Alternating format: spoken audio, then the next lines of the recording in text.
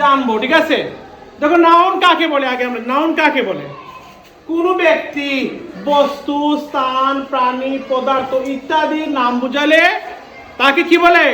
Noun বলে। অর্থাৎ নাম বুঝালেই কি নাউন। যদি কোনো কিছু নাম বোঝায় তাহলে তাকে কি বলে? নাউন বলে। তাহলে দেখো এই যে রনি, ডাকা, পেন, কাপ, গোল্ড ইত্যাদি ইত্যাদি কি নাম। নাম বুঝাইছে না? দেখো নাম, রনি একজন ব্যক্তির নাম, ডাকা একটা কি স্থানের নাম, পেন একটা বস্তুর নাম, খাওয়া একটা প্রাণীর নাম, গোল্ড একটা পদার্থের নাম। তাহলে কোনো কিছু যদি নাম বোঝায় তাহলে তাকে কি বলা হয় ইংরেজিতে? নাউন বলে।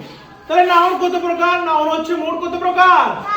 5 প্রকার। নাউন হচ্ছে 5 প্রকার। এই দেখো 5টা প্রকারের নাম। প্রথমটা হচ্ছে প্রপার নাউন। কি প্রপার নাউন? প্রপার নাউন কাকে বলে আজকে শুধু আমরা উদাহরণ এবং সংজ্ঞাটা জানি, আগামী ক্লাস থেকে আমরা ডিটেইলসে জানবো। প্রপার নাউন হচ্ছে নির্দিষ্ট করে যদি কোনো ব্যক্তি, বস্তু, স্থান বা প্রাণী বা জিনিসের নাম বোঝায় তাহলে তাকে কি বলা হয়? Proper noun. তাকে কি বলা হয়? নির্দিষ্ট করে যদি বোঝানো হয়। যেমন ধর দেখো রূপা, রূপা নির্দিষ্ট একটা মেয়ের নাম রূপা। সিলেট নির্দিষ্ট একটা জায়গার নাম।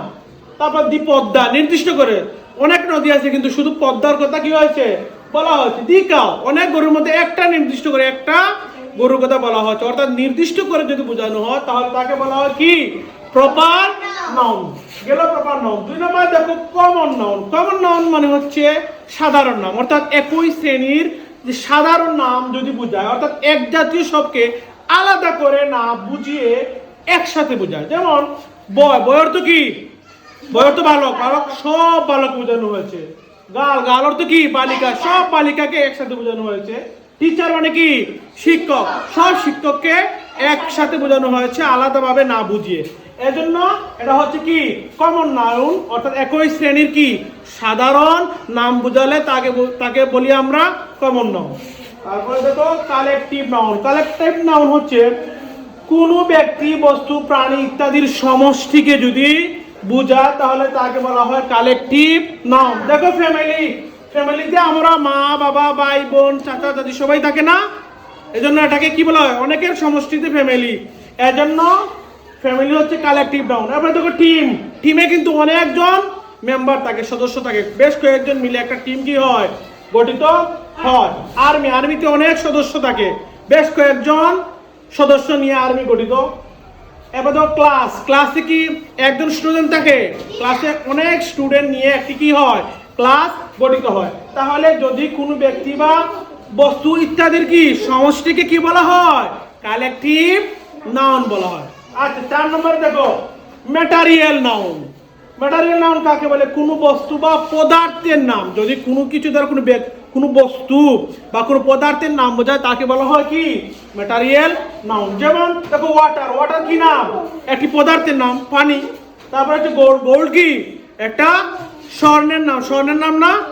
এটা একটা পদার্থ। তাহলে যদি কোনো বস্তু বা পদার্থের নাম বোঝায় তাহলে তাকে বলা হয় ম্যাটেরিয়াল নাউন।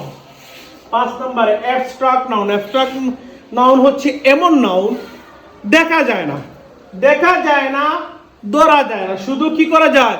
অনুভব করা যায়। শুধু তুমি অনুভব করতে পারবে, ধরতেও পারবে না, ছুঁইতেও পারবে না, ঠিক আছে? তো এমন নাউন কি? যেমন লাভ। লাভ অর্থ কি? ভালোবাসা, মায়া, ঠিক আছে? তাহলে লাভ কি দেখা যায়? দেখা যায় কি না? অনেস্টি। অনেস্টি কি? সততা। একজন মানুষের সৎ, সে মানুষটা সৎ। সততা কি দেখা যায়? শুধু অনুভব করা যায় না। মানুষটার লোকটা সে ভালো, সুন্দর সুন্দর কথা বলে, ঠিক আছে? তাহলে এটা তার গুণ। হ্যাপিনেস কি? খুশি। এটা খুশি কি দেখা যায়? আমি খুব খুশি আজকে, আমার আব্বু আমাকে একটা গড়ি গিফট করছে। আর আজকে ক্লাসে আমি পড়া পারছি, স্যার আমাকে গুড বয় বলছে, আমাকে থ্যাংক ইউ দিছে, আমি খুব খুশি। আচ্ছা খুশিটা কি দেখা যায়? এটা কি অনুভব করা যায়। তাহলে যদি কোনো নাউন দ্বারা কোনো কিছু যদি অনুভব করা যায় তাহলে তাকে বলা হয় কি? Abstract noun. তাহলে নাউন মোট কত প্রকার? 5 প্রকার। নাউন কত প্রকার? আমার সাথে বলো। Proper noun, common noun, collective noun, material noun, abstract noun. আজকে আমরা